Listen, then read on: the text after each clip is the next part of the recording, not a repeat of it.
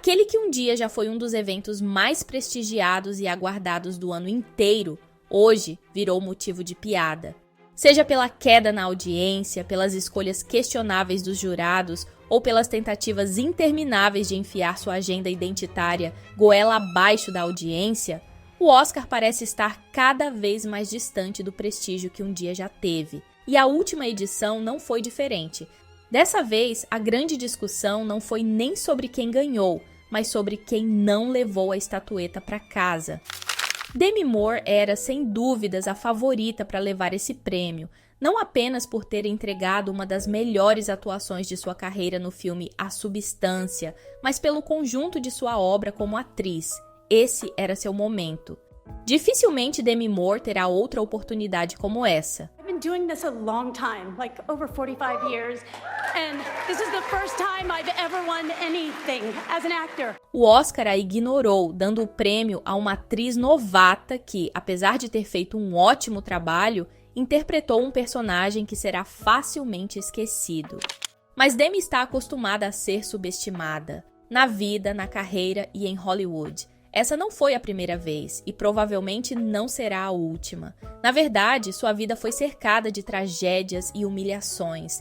Desde o começo, ela precisou lutar para sobreviver, para provar que era mais do que só um rosto bonito. E mesmo depois de se tornar a atriz mais bem paga de sua geração, sempre teve que lidar com críticas humilhantes que sempre a rebaixavam como pessoa e como atriz. E é sobre essa incrível e trágica história que vamos falar no vídeo de hoje. I'm fine. Everything's fine. No auge de sua fama, Demi Moore era a atriz mais bem paga de Hollywood. Linda, talentosa, desejada. É difícil ver alguém assim tão glamuroso e imaginar que essa pessoa comeu o pão que o diabo amassou, não é mesmo? E está certo que Demi Moore fez muitas escolhas erradas em sua vida, mas muitas delas foram inconscientes ou resultado de alguém que só estava tentando acertar. A impressionante carreira de Demi Moore começou quando ela ainda era uma adolescente. Demi iniciou sua trajetória como modelo e atuando em comerciais, mas ganhou destaque como membro do Brat Pack, estrelando filmes icônicos dos anos 80, como St. Elmo's Fire e About Last Night. Mas antes de alcançar sucesso com esses trabalhos, Demi passou por uma infância tão traumática que ela disse ainda ter sequelas nos dias de hoje. E você vai entender o porquê. Demi Moore nasceu como Demetria Gaines em Roswell, Novo México, em 11 de novembro de 62. Seu relacionamento com os pais foi marcado por desafios, e a fragilidade emocional deles forçou Demi a assumir um papel de cuidadora desde muito jovem. Ela disse em uma entrevista que não podia se dar ao luxo de ter nenhum problema pessoal, porque isso seria um fardo muito grande para os pais, que já tinham seus próprios problemas, e ela acabou se tornando a cuidadora deles. Um dos motivos que fizeram Demi sentir que precisava assumir um papel parental dentro da própria família foi a instabilidade emocional de sua mãe. Em sua autobiografia Inside Out, Demi escreveu sobre uma experiência traumática em que salvou a vida de sua mãe durante uma tentativa de suicídio. Ela relembrou que, aos 12 anos, seu pai pediu sua ajuda depois que sua mãe tentou sofrer uma overdose de medicamentos. Ela contou: "A próxima coisa de que me lembro é de usar meus dedos, os pequenos dedos de uma criança, para tirar as pílulas da boca da minha mãe, enquanto meu pai a mantinha aberta e me dizia o que fazer." Essa experiência obviamente deixou Demi profundamente abalada e traumatizada ao longo de toda a sua vida.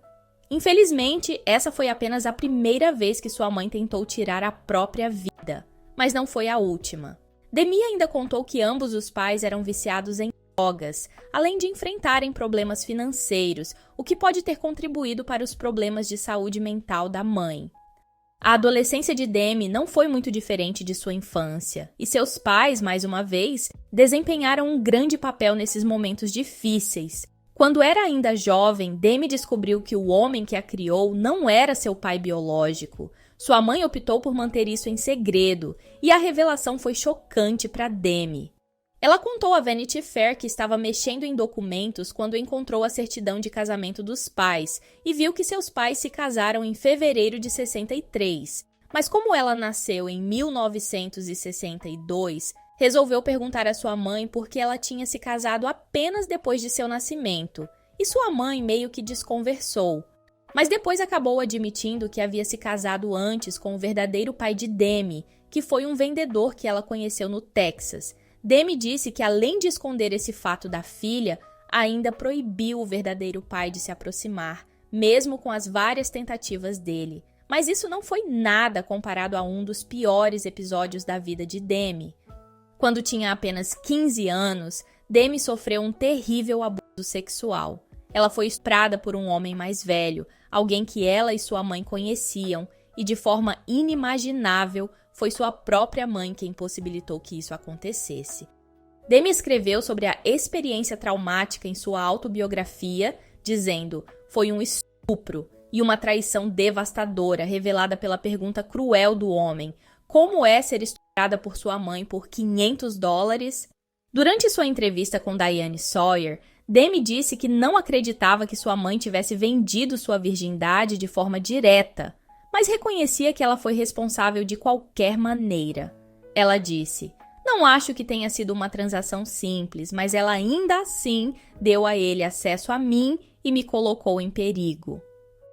Logo após o abuso, Demi abandonou a escola e saiu de casa. E mesmo com o sucesso que alcançou anos depois, essa ferida nunca cicatrizou completamente. Mesmo assim, Demi escolheu usar sua experiência para ajudar outras pessoas e ajuda várias organizações que combatem o abuso sexual infantil.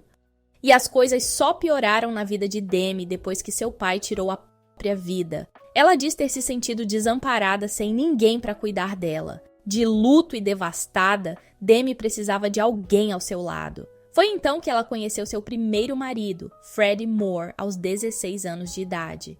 Esse relacionamento, porém, já começou de forma muito errada e não foi surpresa para nenhum dos dois que não tenha durado. Demi se casou com Freddie aos 18 anos de idade. Freddie era casado com outra mulher quando os dois se envolveram, mas segundo a própria Demi, Freddie não demonstrava muita preocupação com a esposa dele.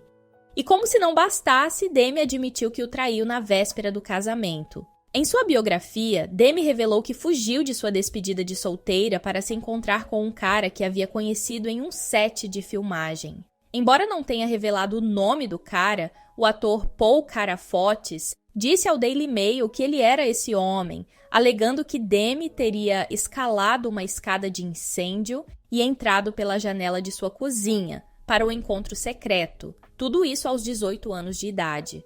No entanto, a juventude da atriz e a infidelidade não foram os únicos fatores que contribuíram para a natureza instável da relação. Demi admitiu em sua autobiografia que usou o relacionamento como uma distração para seu luto. Ela também revelou que, como não conseguia sair do casamento, começou a sabotá-lo. Embora tenha adotado o sobrenome de Fred como seu nome artístico e o casamento tenha durado 5 anos, Demi diz que nunca esteve realmente comprometida com ele. Agora, quando se trata de casais glamurosos de Hollywood, um casal que marcou uma geração inteira foi Demi Moore e Bruce Willis. Segundo a revista People, os dois se conheceram enquanto assistiam a uma exibição do filme Stakeout, que coincidentemente estrelava Emílio Esteves, que era noivo de Demi na época. Demi ficou noiva de Emílio após o fim de seu casamento com Fred, mas pouco depois ela terminou o noivado e rapidamente começou a namorar Bruce. E se um romance relâmpago não fosse o suficiente, eles surpreenderam a todos ao se casarem no final daquele mesmo ano, após apenas 4 meses de namoro. Os dois pareciam o casal perfeito de Hollywood, lindos, famosos e ricos, verdadeiros ícones dos anos 80, todos queriam ser como eles, e assim como o relacionamento começou rápido, a jornada do casal na paternidade também aconteceu rapidamente. Eles tiveram sua primeira filha, Homer, em 88, seguida por Scout, em 91, e Tallulah, em 94. Se nos outros relacionamentos Demi era quem não sabia se queria continuar ou não, dessa vez foi diferente. Em sua autobiografia, Demi contou que, ainda no início da relação, Bruce Willis dizia que não tinha certeza se queria estar casado. Ele sentia que a carreira de Demi Moore tiraria sua atenção dele e da família que estavam formando. Demi, cuja carreira estava decolando com seu papel no famoso filme Ghost, Do Outro Lado da Vida, escreveu que Bruce Willis chegou a dizer: "Isso nunca vai dar certo se você estiver sempre filmando." Quando a carreira de Demi Moore decolou nos anos 90, ela sentiu a pressão para manter uma aparência impecável, o que afetou sua saúde e seu casamento. Após dar à luz sua segunda filha, Scout, Demi começou a se exercitar obsessivamente para se preparar para seu papel no filme Questão de Honra, e seus treinos excessivos não permitiam que ela passasse muito tempo com a família, além de reduzirem sua produção de leite materno. Isso se tornou uma obsessão que se repetiu em todos os filmes que Demi fazia. Foi somente após precisar ganhar músculos para Até o Limite da Honra que Demi percebeu que havia chegado ao seu limite. Mas já era tarde demais. Seu casamento e seu relacionamento com as filhas já estavam prejudicados por causa de sua obsessão com o corpo. Apesar de terem ficado casados por mais de uma década, Bruce e Demi se divorciaram em junho de 1998, o que, claro, chocou os fãs. Mais tarde, Demi afirmou que Bruce temia que ela tornasse a separação difícil e usasse sua raiva e o ressentimento do casamento para dificultar o acesso dele às crianças. Mas isso não foi o que aconteceu. Demi disse ter feito de tudo para garantir um término amigável e que estava muito orgulhosa da forma como o divórcio aconteceu. Bruce e Demi decidiram fazer diferente dos outros casais de Hollywood e focar na amizade e no respeito por causa das filhas. Em dezembro de 2000, Bruce disse a Rolling Stone: "Ainda amo a Demi. Somos muito próximos. Temos 3 filhas que continuaremos criando juntos. E provavelmente estamos tão próximos agora quanto sempre fomos. Sabemos que temos um compromisso vitalício com nossos filhos. Nossa amizade continua." Embora não estivessem mais juntos, Demi e Bruce permaneceram presentes na vida um do outro. Quando Demi se casou com Ashton em 2005, Bruce até compareceu como um convidado especial. Da mesma forma, Demi estava presente quando Bruce se casou com sua atual esposa, Emma Heming, em 2009. Juntos, eles formaram uma família unida, que inclui as 2 filhas de Bruce e Emma, Mabel e Evelyn. Desde que a notícia do diagnóstico de demência frontotemporal de Bruce Willis foi divulgada em março de 2022, Demi tem se mostrado uma grande apoiadora de sua esposa, Emma Heming, e também tem se dedicado a passar o máximo de tempo possível com seu ex-marido. Além disso, ela faz questão de demonstrar o quanto valoriza sua presença em sua vida, como na emocionante homenagem que fez no Dia dos Pais. Demi Moore, sem dúvidas, era uma das estrelas de cinema mais consagradas nos anos 90, mas foi o filme Striptease, de 1996, que a tornou a atriz mais bem paga de Hollywood. Demi recebeu mais de 12 milhões de dólares para interpretar Erin Grant, uma mulher que se torna stripper para conseguir dinheiro e lutar pela custódia da filha. No entanto, apesar do alto cachê, o filme gerou uma grande onda de críticas negativas e ganhou 6 prêmios Framboesa de Ouro, incluindo o de pior filme, e Demi levou o prêmio de pior atriz. Além disso, Striptease foi um fracasso financeiro, arrecadando apenas 32 milhões de dólares na América do Norte. De acordo com a Far Out Magazine, após o fracasso do filme, Demi Moore passou a ser vista como um veneno de bilheteria, e os executivos temiam que isso prejudicasse o lançamento de Até o Limite da Honra, que ela estrelou logo depois e que também acabou não sendo um sucesso de bilheteria. Agora, de todas as tragédias que aconteceram na vida de Demi Moore, seu relacionamento com Ashton Kutcher pode ter sido a mais traumática de todas, segundo a própria Demi. Em 2003, Demi Moore começou a namorar Ashton Kutcher, que era 15 anos mais novo que ela. A diferença de idade chamou atenção, mas o casal parecia sólido e muito feliz. No entanto, o que o público não sabia era que por trás dos sorrisos no tapete vermelho, o casal vivia um relacionamento tóxico e muito sofrido. Primeiro porque os dois sofreram uma grande perda logo no início do relacionamento. Demi Moore engravidou, mas teve um aborto espontâneo aos 6 meses de gestação. Ela esperava uma menina, que planejava chamar de Chaplin Ray, e a perda a devastou. Demi, que tinha 42 anos na época, sentiu que Ashton, então com 25, não conseguia compreender completamente sua dor. Ela também revelou que se culpou pelo aborto, pois havia fumado e bebido antes de descobrir que estava grávida. Demi Moore e Ashton Kutcher permaneceram juntos após o aborto espontâneo e se casaram em 2005. O casamento parecia feliz, com Ashton assumindo o papel de padrasto bonzinho das 3 filhas de Demi.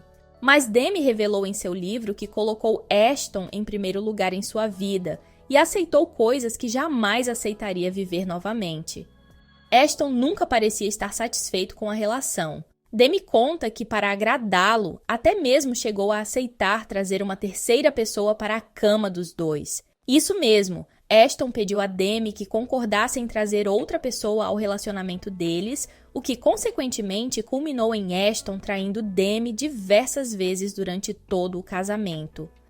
Em 2011, uma mulher de 22 anos chamada Sarah Leal revelou que ela e Ashton Kutcher tiveram relações depois de uma noite de festa que, coincidentemente, foi na data do 6º aniversário de casamento dele com Demi. Sarah afirmou que Ashton disse que ele e Demi estavam separados e que ele a seduziu. Ele simplesmente veio e me beijou, contou ela.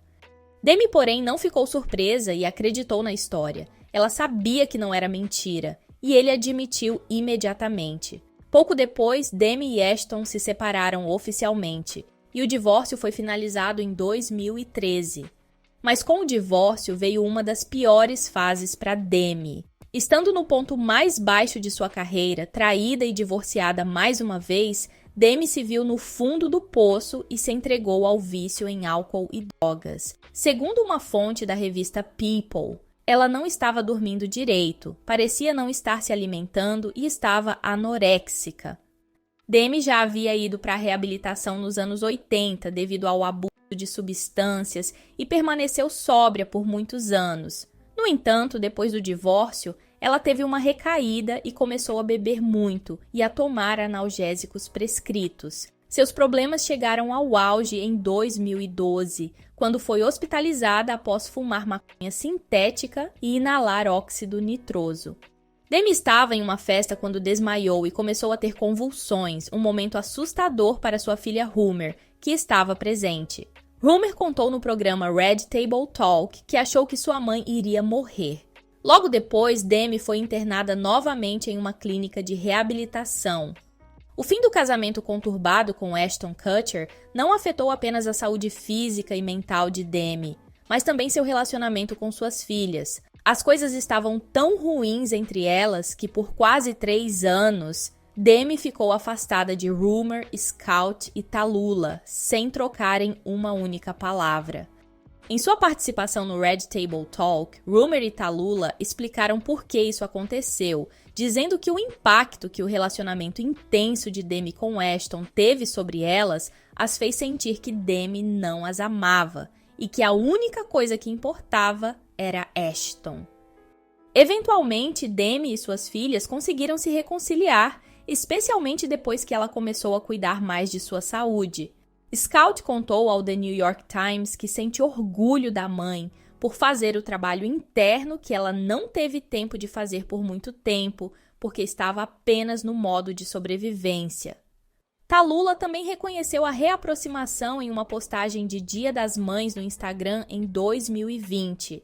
Sou magneticamente fascinada pela minha mãe. Se você me conhece pessoalmente, sabe a importância da presença dela na minha vida. Mas mesmo depois de todos esses episódios de internação, Demi Moore continuou lutando contra o vício por muito tempo. E infelizmente foram necessários muitos anos para que ela se recuperasse do fim do relacionamento com Ashton. Para ela, era como se fosse dependente dele, era mais que uma paixão.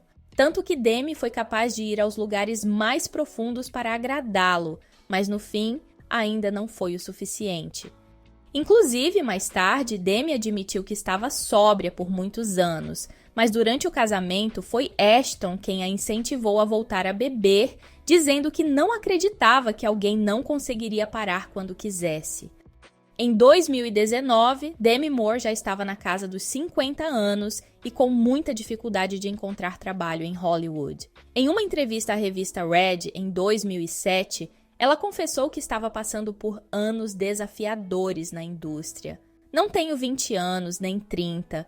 Não há muitos bons papéis para mulheres acima dos 40. Muitos são papéis sem substância, apenas como mãe ou esposa de alguém. Demi não estava pronta para aceitar esse tipo de papel, o que acabou resultando em menos oportunidades de trabalho. Depois de fazer um grande retorno no reboot de As Panteras em 2003, ela começou a receber cada vez menos convites para atuar. Isso lhe causou tanto estresse que, em 2017, durante uma participação no programa The Tonight Show com Jimmy Fallon, ela revelou que estava perdendo seus dentes. Acho que, literalmente, depois das doenças cardíacas, o estresse é uma das maiores causas de morte nos Estados Unidos. O estresse arrancou meu dente da frente. Os problemas de saúde mental sempre foram um assunto importante para Demi Moore. Quando recebeu o prêmio Woman of the Year do Centro de Recuperação Feminino Friendly House, em Los Angeles, em 2018, ela lembrou a todos que qualquer pessoa pode enfrentar dificuldades em algum momento da vida. Ela disse: "A vida definitivamente não é uma linha reta. Em um momento de grande dificuldade para mim, procurei um professor sábio e disse que temia não ser boa o suficiente. Ele me respondeu: você nunca será boa o suficiente, mas pode aprender o valor do seu próprio mérito. Largue a régua de medir." Agora, depois de tantos altos e baixos em sua vida pessoal e carreira, todos acreditavam que esse seria o ano de Demi Moore. Depois de sua ótima atuação em A Substância, Demi entrou em um processo de metamorfose. Parece até mesmo que seu histórico controverso e filmes ruins tinham sido deixados para trás. A única coisa que importava era que ela merecia um Oscar. Demi ganhou o Globo de Ouro, recebeu muitos convites para entrevistas, capas de revistas e jantares com a alta sociedade hollywoodiana. Parecia até que os anos 90 tinham voltado para Demi. Era quase certo que o Oscar seria dela. Até a própria Fernanda Torres disse não ter dúvidas de que o Oscar seria de Demi. Mas não foi o que aconteceu. Demi, mais uma vez, teve que passar por uma grande decepção, tanto pessoal quanto profissional. O Oscar foi para uma atriz novata de 25 anos que entregou uma boa, mas esquecível performance. Provavelmente, Demi não terá outra oportunidade. Mas será que Demi merecia mesmo esse Oscar?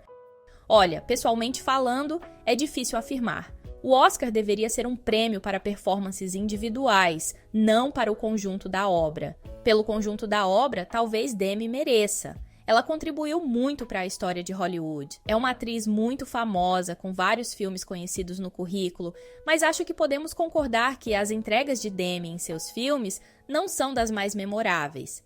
Em A Substância, ela entregou uma de suas melhores performances, mas isso não significa que tenha sido tão memorável assim. Eu, particularmente, não achei o filme tão interessante. Tem uma mensagem a passar, sim, sabemos disso, mas não é um ótimo filme, pelo menos não pra mim. Eu gostei do personagem de Demi, achei que ela foi muito bem, mas eu não diria que foi tão bom ao ponto de receber um Oscar por isso. Tem uma ou duas cenas que são muito boas, mas é isso. Na verdade, pra mim, nenhuma das indicadas ali entregou performances absurdamente inesquecíveis. Faz muito tempo que o Oscar não traz um conteúdo digno de aplaudir de pé. Os filmes estão ficando cada vez mais genéricos e pouco interessantes, assim como as performances. Mas agora me conta você o que achou de toda essa história. Você conhecia a história de Demi Moore? Não esquece de deixar o seu like, por favor, e te convido a se inscrever caso não seja um inscrito. Muito obrigado por ficar até aqui, eu te vejo nesse vídeo aqui e beijos no coração.